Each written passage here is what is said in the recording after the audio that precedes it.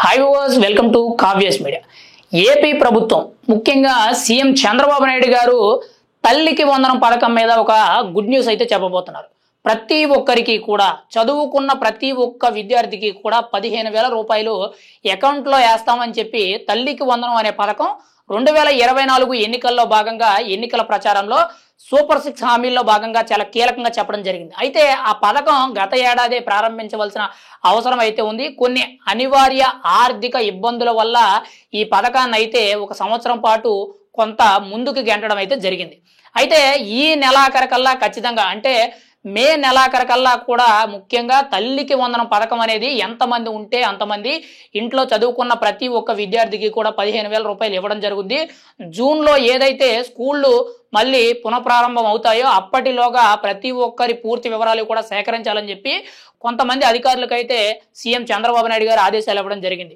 నిన్న ఆదివారం అంటే మే 4వ తారీఖున టీడీపీ ఎంపీలు, ఎమ్మెల్యేలు, మంత్రులు, ఎమ్మెల్సీలు ఎవరైతే ఉన్నారో వీళ్ళందరితో సీఎం చంద్రబాబు నాయుడు గారు ఒక టెలికాన్ఫరెన్స్ అనేది నిర్వహించడం జరిగింది. అందులో ముఖ్యంగా చాలా కీలక ఆదేశాల్లో ఈ నెలాఖరు లోపు అంటే మే నెల చివరాఖరు లోపు ముఖ్యంగా తల్లికి వందనం పథకం అనేది ఇవ్వడం జరుగుద్ది. దాంతోపాటు ముఖ్యంగా అన్నదాత సుఖీభవ అనే పథకం కూడా అమలు చేయబోతున్నామని చెప్పి ఒక అనౌన్స్మెంట్ అయితే ఇవ్వడం జరిగింది. దానితో పాటు ఒక కీలకమైన ముఖ్యమైన నిర్ణయం ఏంటంటే ఈ నెల చివరాఖరు అంటే 27వ తారీఖు, 28వ తారీఖు, 29వ తారీఖు ఈ 3 తారీఖుల్లో కూడా కడపలో మహానాడు కార్యక్రమం అనేది చాలా గ్రాండ్గా చేయబోతున్నాం అని చెప్పి అనౌన్స్మెంట్ ఇవ్వడం జరిగింది. ఈ కార్యక్రమంలో ముఖ్యంగా అమరావతి, పోలవరం, రాజధాని, ముఖ్యంగా విశాఖ స్టీల్ ప్లాంటే కానీ, విశాఖ రైల్వే జోనే కానీ, రాష్ట్రంలో పలు అభివృద్ధి కార్యక్రమాలే కానీ, వాటితో పాటు సూపర్ 6 హామీలు ఏవైతున్నాయో వీటన్నిటి మీద కూడా రాష్ట్ర ప్రజలందరికీ కూడా పూర్తిగా కూడా వివరించనున్నారు. ఇప్పటికే కూడా సీఎం చంద్రబాబు నాయుడు గారు ఎంపీలు, ఎమ్మెల్యేలు, మంత్రులు ఎవరైతే ఉన్నారో వీళ్ళందరికీ కూడా పూర్తి ఆదేశాలు ఇవ్వడం జరిగింది.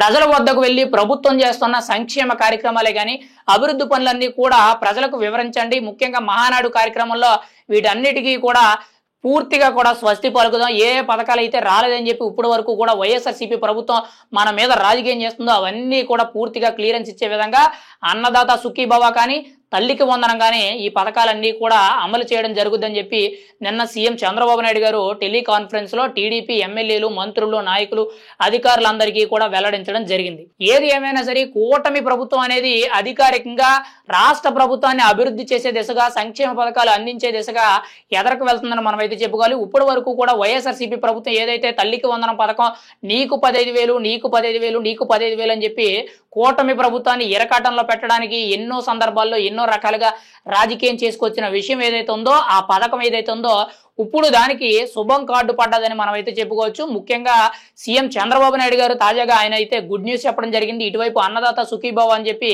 పేద ప్రజలందరికీ కూడా గుడ్ న్యూస్ చెప్పడం అయితే జరిగింది. ఈ 2 పథకాలు కూడా మే నెల చివరాఖరికి విడుదల చేస్తామని చెప్పి చంద్రబాబు నాయుడు గారు అయితే ఒక గుడ్ న్యూస్ అయితే రాష్ట్ర ప్రజలందరికీ కూడా తెలియచేయడం జరిగింది. ఈ నెల 27, 28, 29 ఈ 3 రోజుల పాటు కూడా కడప జిల్లాలో మహానాడు కార్యక్రమం అనేది భారీ బహిరంగ సభ అయితే జరగబోతుంది. 3 రోజుల పాటు రాష్ట్ర వ్యాప్తంగా జరిగిన అభివృద్ధి పనులు కానీ, సంక్షేమ కార్యక్రమాలు ఏవైతే ఉన్నాయో వీటన్నిటినీ కూడా సీఎం చంద్రబాబు నాయుడు అయితే ప్రజల దృష్టికి తీసుకువెళ్ళనున్నారు.